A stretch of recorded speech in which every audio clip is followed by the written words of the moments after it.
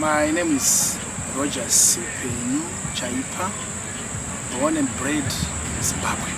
I'm married, father of 4, 2 boys and 2 girls. Passionate about life and working hard. I started my primary education in the late 70s, during the liberation war of independence in Zimbabwe. And I stopped at the height of the war, that's around 1978, 79. Then I resumed schooling again in 1980 when I started grade 1 in Masvingo at a primary school called Masvingisi. From there I went to Chief Primary School. From there moved on to Gangarapu Primary School outside Chief Town. Then from there I went back to Chief for my high school, High School. After which I then proceeded to tertiary education. And I obtained a diploma, degree in my fields of interest, that is education, which I'm so passionate about. Yeah, I am an educator, or call it facilitator, the terms keep on changing. We are now facilitators. But I've been passionate about writing. I think ever since I was born, something in me was telling me that I am a writer. Because I remember when I was under 10, telling stories to my siblings. Out of nowhere I would just create funny stories. And they would wonder where I was getting those stories. So later on, after my tertiary, that's when I decided to venture into writing. So I started way back in 2000, that's the year 2000. I was writing, sending manuscripts to different publishers locally, but I was getting rejections, how tough it is to break into the publishing industry. So then so happened that I sent my manuscript to this company, which was here in Zimbabwe, I can't say the name. So they accepted my manuscript. It was a signed manuscript. So they decided to publish that manuscript into a book. But unfortunately, because of the economic environment at the time, they couldn't publish it. So they moved out, they went to Namibia. That's where they established themselves. So they hooked up with me again and they asked me to do some projects for them. So my first publication was in the year 2004. That's when I published my first book in Namibia. But I wanted so much to publish my first book here in Zimbabwe, in my motherland. But anyway, God did his own way. So I accepted it. So I got published in Namibia in 2004. The book was an educational text, social studies. It's a subject made up of several subjects. You find economics, you find history, you find geography, you find civic education, you find religious education. So all these subjects infused into one subject, social studies. So that was for grade 7. Since then you've been writing educational books in Zimbabwe and Namibia and Zambia. Can you take us through that journey? Right, so after my success in Namibia and with the growth of the company that I was writing for, they opened a branch in Zambia. So they commissioned me to write books for the Zambian education system. So I wrote integrated science from grade 5 up to grade 9. They are grade 9, they are form 2. Right? So I wrote for both primary and secondary. So for Zambia, this is one of the texts. This is grade 8. Right? This is grade 8, or they are form 1. Yes. Then for their primary, we have this integrated science, grade 5. So the series runs from grade 5 up to grade 9. Then for Namibia, I went on to write physical education from grade 8 to grade 11. Grade 11 is their form 4, or that's the equivalent of the Zimbabwean education system. That's their form 4.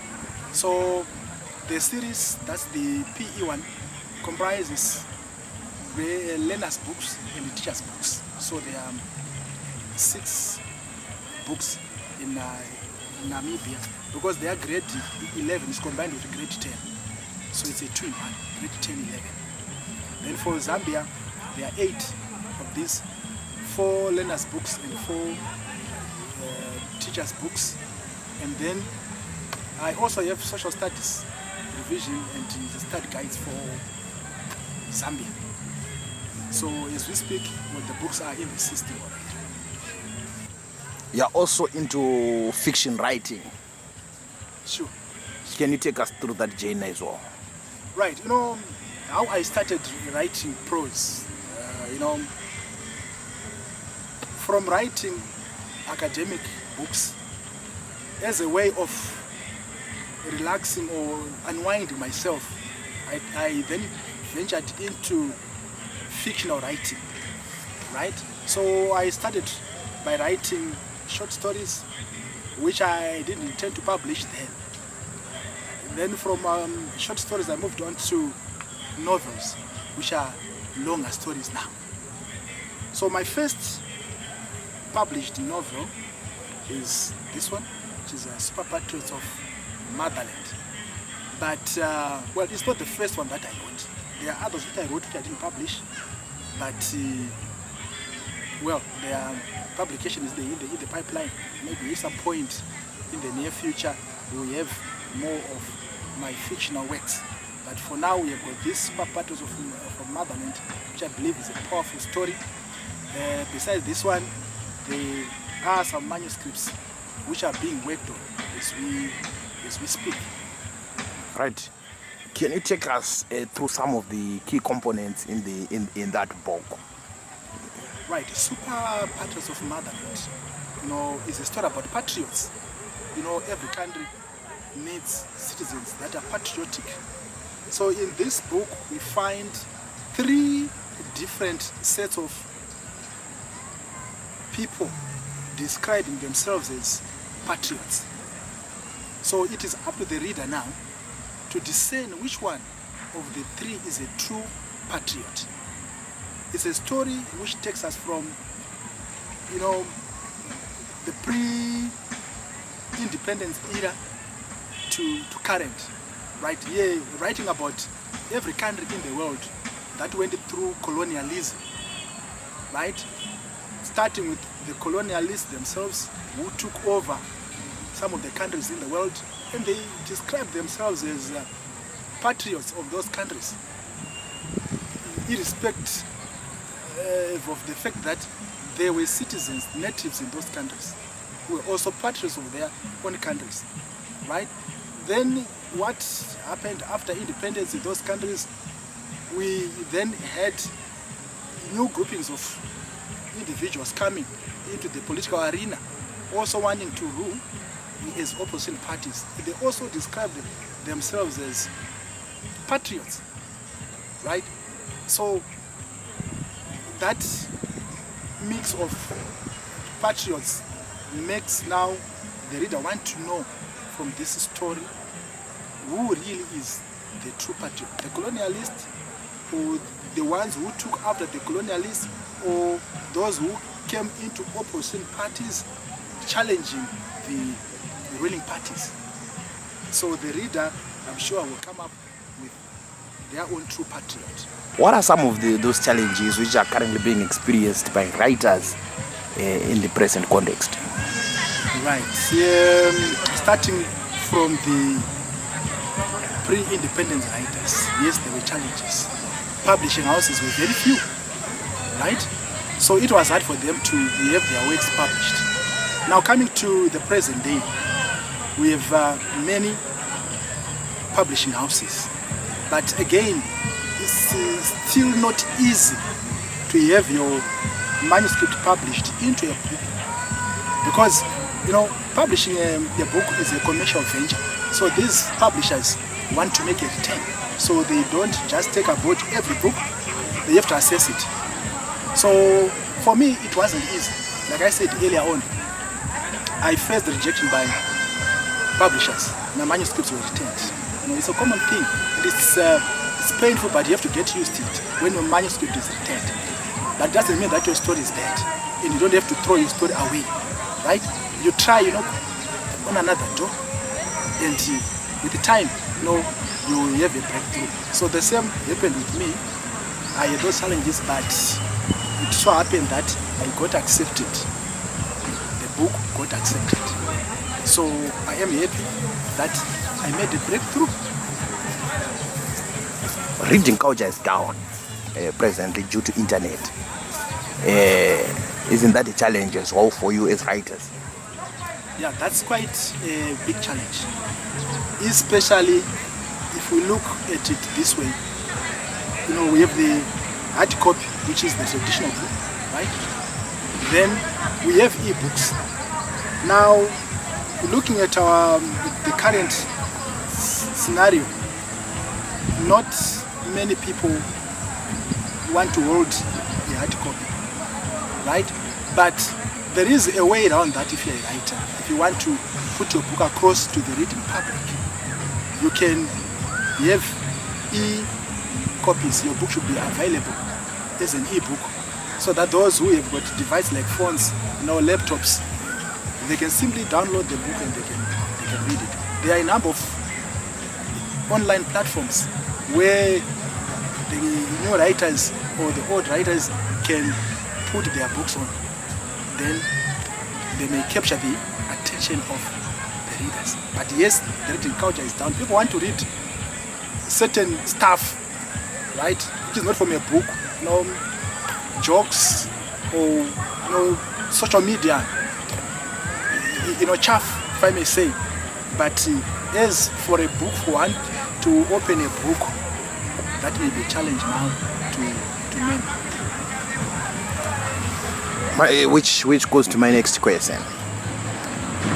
Is it possible under these present situations, under the challenges which you have mentioned, for one to make a living out of writing, for one to be a writer and say, I'm living off writing only? It is very possible to live, you know, to make a living out of writing. Now, it depends on the genre of books that you write. If you look at academic books, school books, if schools make good orders, yes, you make a reasonable amount. You can put food on the table, right? But on that side, there is a challenge nowadays of photocopying, piracy. These books are getting photocopied. So the writer ends up realizing very little from his sweat. You know, that's so painful. Then as for novels, again, storybooks, the same challenge of piracy, right?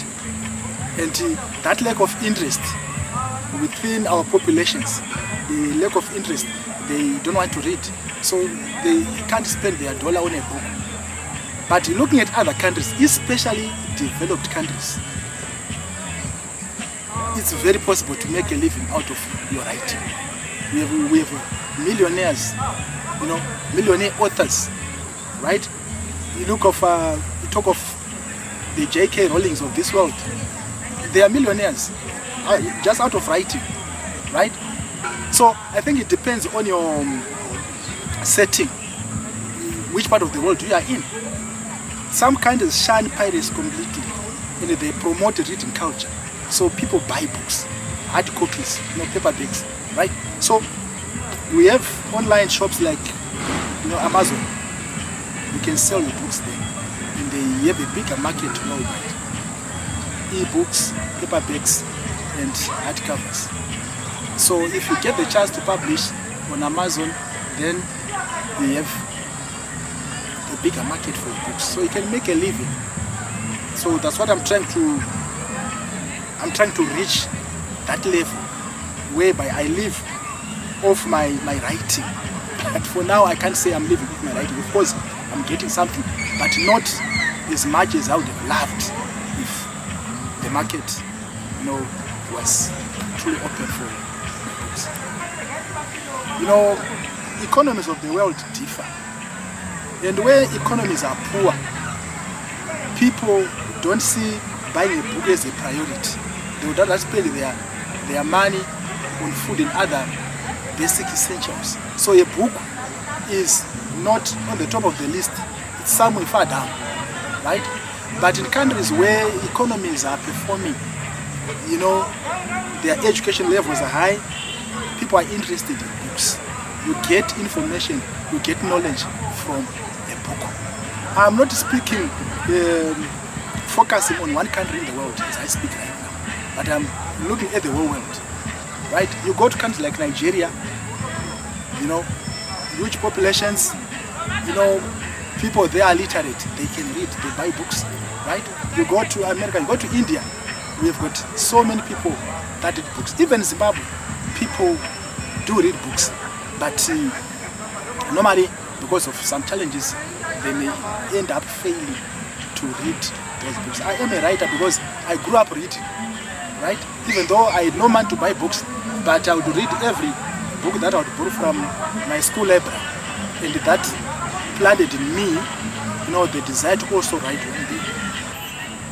Books are powerful. From each book, you get educated.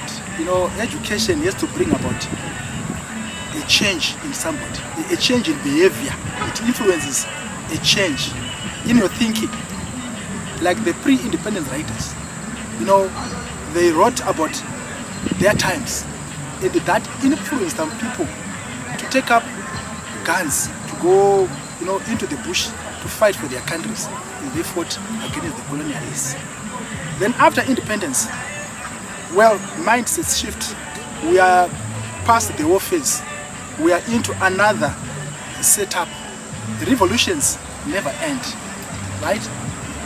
We need the revolutions in education, revolutions in health, revolutions in the military, right? I'm talking about changes, right?